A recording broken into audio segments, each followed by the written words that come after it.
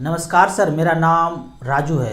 Profit from mutual fund 1 crore है और tax इसमें जीरो कैसे हो सकता है, इस वीडियो में बताएंगे कि रियली में 1 करोड़ रुपया का अगर प्रॉफिट भी हुआ है म्यूचुअल फंड से तो टैक्स जीरो हो सकता है। As per income tax law है, लॉ का नाम है सेक्शन 54F के अंतर्गत हम ये रिबेट ले सकते हैं। जितना भी गेन हो जाए वो जीरो कर सकते हैं।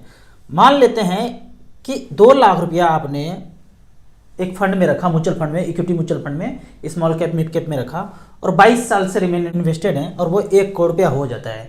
कंपाउंडिंग का खेल चलता गया और वो 1 करोड़ हो गया। देखते हैं, ये लाइव रिकॉर्ड है। फंड का नाम है निप्पॉन इंडिया ग्रोथ फंड। यहाँ पे 2 लाख रुपया वन टाइम, एक ही बार, महीना सालाना नहीं बोल रहा हूँ, एक बार 2 लाख रुपया डाला 9 फरवरी 2001 में और आज वैल्यू हो गया 1 करोड़ 67 लाख। 22% का रिटर्न कंपाउंडिंग दिया तो इतना हो गया। दूसरा फंड है फ्रैंकलिन इंडिया प्राइमा। यहाँ पे भी 2 लाख रुपया वन टाइम रखा, वही 2001 में, और 22 साल के बाद 1 करोड़ 18 लाख हो गया।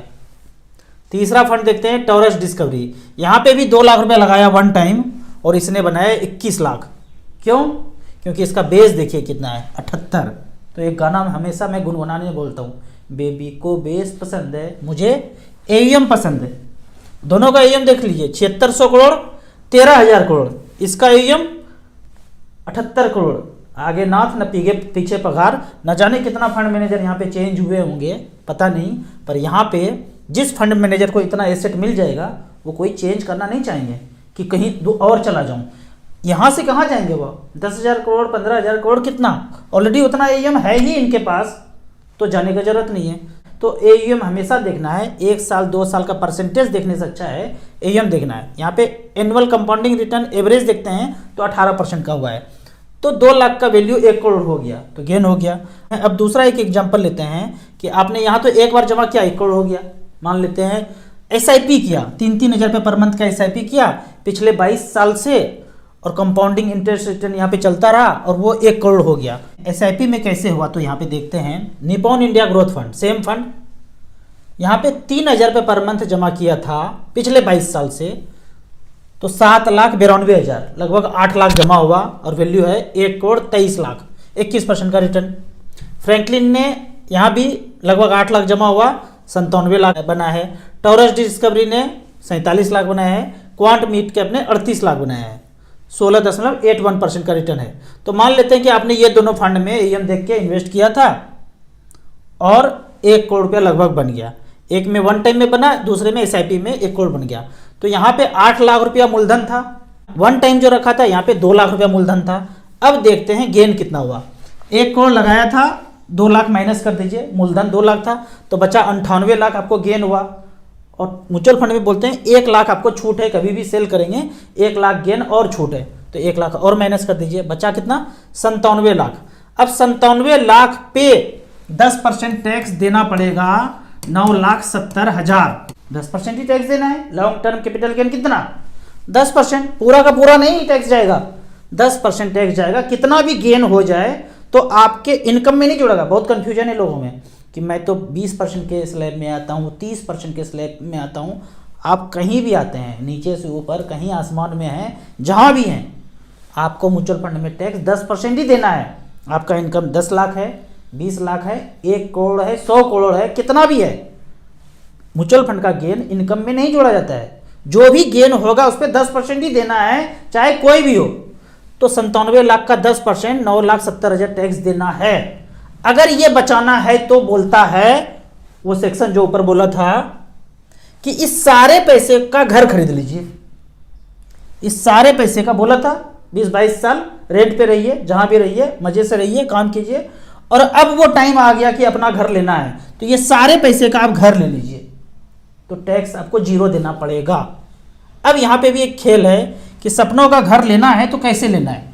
यहां देखते हैं, फ्लैट लेना है, बड़े शहर में रह रहे हैं या गांव में घर बनाना है, जो भी करना है, प्लॉट खरीद लिया, फ्लैट खरीद लिया, जो भी कर लिया, तो यहाँ पे है कि नया घर या पुराना घर, नया फ्लैट या पुराना फ्लैट। तो मान लेते हैं कि एक फ्लैट का कॉस्ट 50 लाख रुपया है और इसको आप पहले से प्लान कर लेते हैं कि पुराना घर लेना है, 10 साल के बाद लेना है। इस फ्लैट का कॉस्ट जो बन चुका है 10 साल के बाद 3 से 4% ही ग्रोथ है, अगर आप सर्वे करेंगे पुराना घर पिछले 15 साल पिछले 10 साल में कितना ग्रोथ हुआ तो पता चलेगा 3 से 4%। मैं ये 4% मानता हूँ। तो यहाँ पे देखते हैं 50 लाख रुपया का फ्लैट था, अभी नहीं खरीदेंगे, अभी रेंट पे ही रहेंगे। 10 साल के बाद लेंगे तो 4% के रेट से ग्रोथ होगा तो ये 74-75 लाख का मिलेगा। बहुत ज़्यादा बढ़ जाएगा, खूब बढ़ जाएगा। वो खूब जो बोलते हैं ना, वो बहुत जो बोलते हैं ना, वही 74-75 लाख है। मैथमेटिक्स में वही आंसर है। 50 का 75 हो गया तो बहुत हो गया।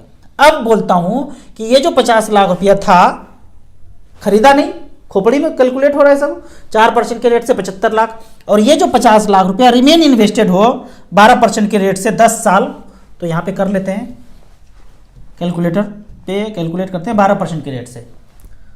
सेम 10 साल में 50 लाख का वैल्यू 1,55,00,000 हो जाता है। तो ये घर 10 साल के बाद खरीदेंगे, वही घर, पुराना वाला घर ही, नया घर नहीं खरीदना है। नया घर खरीदने से मैं मना करता हूँ। क्यों?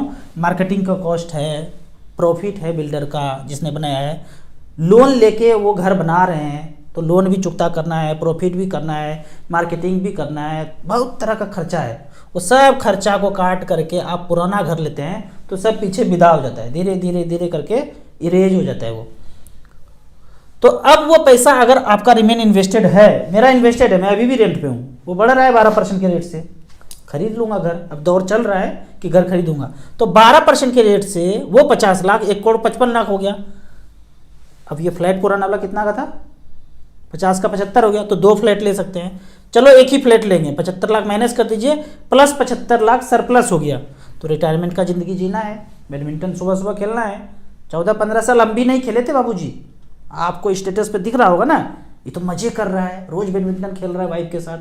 भाई 14 साल का वनवास झेल चुके हैं, कुछ भी नहीं करते थे। आज मौका मिला है, ये पैसा सरप्लस है, सब खर्चा काटने के बाद भी ये पैसा बच जाएगा तो बैडमिंटन खेल रहे हैं, काम करने जाते नहीं हैं, 1-2 घंटा वीडियो बनाने आते हैं, उसके बाद कोई काम नहीं है दिन भर। तो इस तरह से, इस तरह का क्वेश्चन आपके मन में हो तो वैलिड क्वेश्चन आप पूछिए, इसका वीडियो हम बनाएंगे। तो सेक्शन कौन सा था जिसके तहत जितना भी पैसा झोंक देंगे घर में, पहला घर में, तो सेक्शन 54F, यहाँ पे छोटा छोटा एक नियम है कि जब आपने म्यूचुअल फंड बेचा साल भर के अंदर नया फ्लैट खरीदना पड़ेगा या 2 साल के अंदर अपना घर बनाना पड़ेगा। ये 2 गा हो गया। अब तीसरा गा और भी है कि आप जब बना लिए या खरीद लिए 3 साल तक फ्लैट नहीं बेचना पड़ेगा। 3 गो गा था, तो इसको याद कर लीजिए। आपको इसी तरह म्यूचुअल फंड के बारे में और कुछ जानना है, इन्वेस्टमेंट के बारे में जानना है, तो इस नंबर पे मुझे व्हाट्सएप कर सकते हैं। आपको म्यूचुअल फंड में पहली बार इन्वेस्ट करना है तो दिए हुए ऐप में रजिस्ट्रेशन करने के बाद हमसे जुड़ सकते हैं। ऐप का और मेरे सर्विस का लाइफ टाइम कोई चार्ज नहीं है। वीडियो अच्छा लगे तो व्हाट्सएप यूनिवर्सिटी में दोस्तों के बीच से जरूर शेयर करें। यूट्यूब पे देख रहे हैं तो लाइक एंड शेयर जरूर करें। Thank you so much.